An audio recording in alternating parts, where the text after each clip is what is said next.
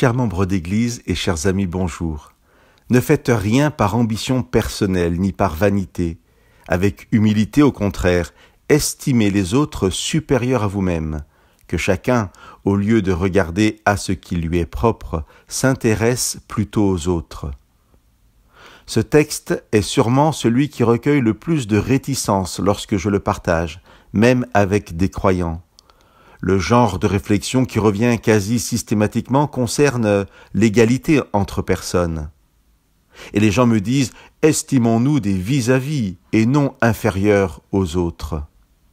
Les personnes, entre guillemets, choquées par cette proposition de Paul, sont pourtant souvent les mêmes qui, en bonne croyante, affirment qu'en toute chose, Jésus est leur modèle. Je les invite donc à réentendre ces mots de Paul en pensant à ce que le Fils éternel de Dieu a vécu en tant qu'homme sur la terre. Ne faites rien par ambition personnelle ni par vanité, avec humilité au contraire, estimez les autres supérieurs à vous-même, que chacun, au lieu de regarder à ce qui lui est propre, s'intéresse plutôt aux autres. Personnellement, je peux sans aucun problème voir dans ces versets l'exacte attitude du serviteur souffrant, du Fils de Dieu devenu homme. D'ailleurs, c'est dans le même passage que Paul produit un des plus beaux textes de la Bible sur Jésus. Lui qui était vraiment divin, il ne s'est pas prévalu d'un rang d'égalité avec Dieu, mais il s'est vidé de lui-même en se faisant vraiment esclave, en devenant semblable aux hommes.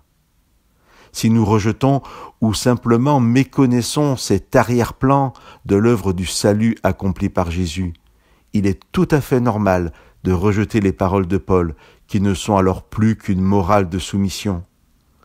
Mais si nous nous inscrivons dans cette dynamique extraordinaire de voir en chaque personne, en chaque rencontre, un être cher aux yeux de Dieu, pour lequel Dieu s'est fait homme dans l'humilité et le service, alors les mêmes paroles de Paul s'éclairent sous un jour nouveau, et notre raison d'être devient l'humilité du service à l'autre, dans l'unique objectif qu'il participe lui aussi à la joie du salut.